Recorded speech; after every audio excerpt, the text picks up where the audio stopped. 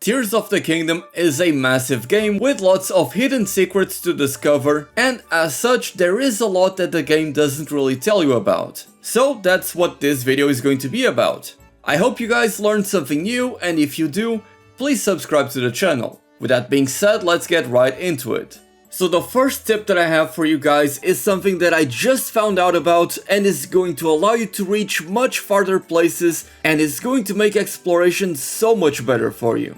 So when you are gliding in the air, you can actually take out the wing Zonai device by holding up on the D-pad, press X to drop the wing, and what you will need to do is hold the left analog stick forward for just a moment. Then drop down from the glider, and if you time it right, you will always land on top of your wing device. The timing may take a few tries to get down, but once you're consistent with it, you'll have an amazing tool for exploration that will allow you to reach far off spaces even when you're low on stamina.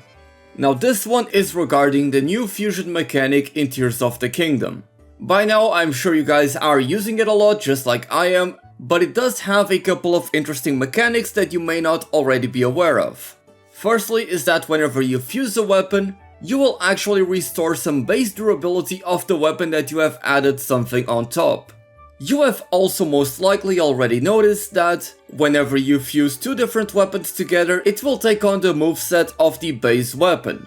But one very cool thing that they don't actually tell you about in the game is that the weapon that you have added on top of your base weapon is the one whose durability is actually going to decrease first.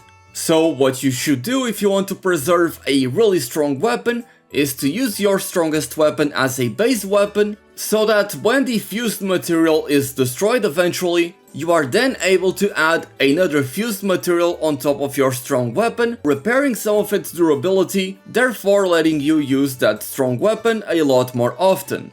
Now you may have also noticed that a lot of these weapons will have special properties to them. For example, the weapon's charged attack will charge faster, or it will have extra durability. One set of weapons that you may have actually not encountered yet is the Garuda weapons, which will double the attack rating of the weapon that you add on top once you fuse them together.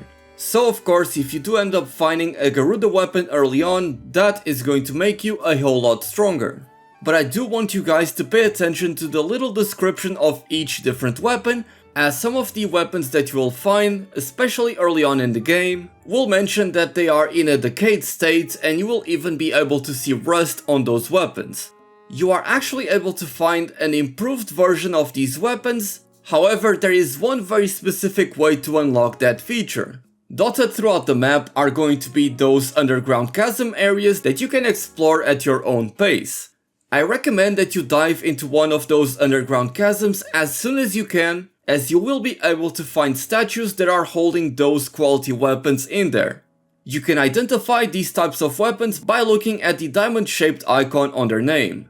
Once you do find one of these weapons, then you are essentially going to enable the game to spawn them randomly throughout your playthrough. This is going to be especially useful for players that do have amiibos, as if you do use them early on before actually getting one of these weapons, all of the non-unique weapons that you're going to obtain are going to come in the decayed state, which means that they simply have a lot less durability and attack. Another very neat mechanic in Tears of the Kingdom is the fact that you can actually lower the prices on a lot of different shops and merchants by simply interacting with them and completing different quests that they have available. For example, the shop owner in Kariko village was selling an armor piece for I believe 2000 rupees, but once you complete the quest you can get it for less than 1000, which is a huge discount. Now this tip may seem intuitive for many of you, but there are actually a ton more buffs that you can get from different foods that you didn't have access to in Breath of the Wild. Not only do you get things like flame resistance, heat resistances, increased strength and defense, but you also get some special buffs, like being able to climb slippery surfaces, or increasing your attack rating whenever you are in the sunlight or a heated area. As such, I very much recommend that you try to experiment with as many different foods as possible, and of course read the description of all the materials that you do end up gathering, as some of them will tell you what kind of food buffs you can get from them. Also, if you want to find some secret chests that are spread throughout the map, whenever you find a dog which are typically located near a stable, you can drop about 4 or 5 pieces of meat on the floor and that dog will eat them and build some affinity with you. After consuming some of these pieces of meat, he will then move towards a place where you'll have a secret chest located. So just follow that good boy for an extra piece of loot. You never know what kind of goodies you can get from these chests. Before we continue to the next tips, if you are enjoying this video, if any of these things have helped you out or you didn't know about them, please subscribe to the channel as a lot of people that watch me aren't actually subscribed and I'm taking a big chance in making Tears of the Kingdom content. I really love this game and want to make as many videos as possible, so it would really help me out if you could subscribe. Thank you and let's continue with the videos. One neat little trick that you may not know about is that you can swap weapons after you perfectly dodge an attack and just as you are about to perform a flurry rush. This can be especially useful as there are some enemies that are covered in tough armor, so you will need to swap to a blunt weapon like a Cobalt Crusher to break said armor to deal damage. Plus there's also some weapons that deal bonus damage after using a flurry rush, like the Royal Claymore for example. Another combat tip is that when wielding a two-handed weapon, you can sheath the weapon and hold ZL to take out the shield so you can have that extra safety when trying to perform a well-timed dodge to get into a flurry rush to deal a ton of damage. One very important mechanic about Tears of the Kingdom is your Ultra Hand powers along with the Zonai gear.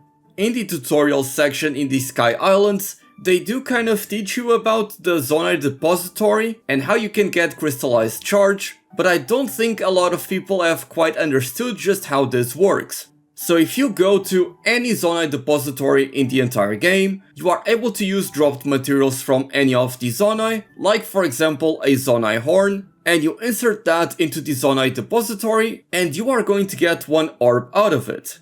Unfortunately, regular monster drops or regular Zonaites does not work. You are not able to use those in the Zonai depository. What you can use, however, is Zonai charges and large Zonai charges. If you insert into the Zonai depository 5 Zonai charges, you're going to get around 12 orbs every single time. However, if you have done a good job exploring the game a whole lot, you may find a surplus of large Zonai charges. And if you insert into the Zonai depository 5 large Zonai charges, you're going to get over 50 different orbs, which is absolutely insane. Which of course that is going to allow you to experiment and use those Zonai sets a whole lot more often. Now somewhat related to this is the crystallized charge that you need to obtain in order to increase the battery level to be able to use your Zonai charges at will.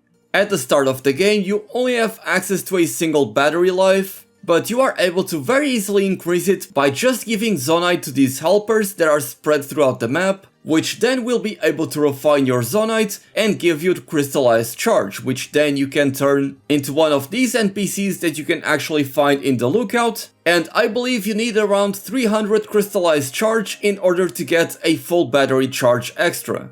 The key tip here is that any mining spot that you have used in the past to get Zonite from them is going to respawn whenever you have a blood moon.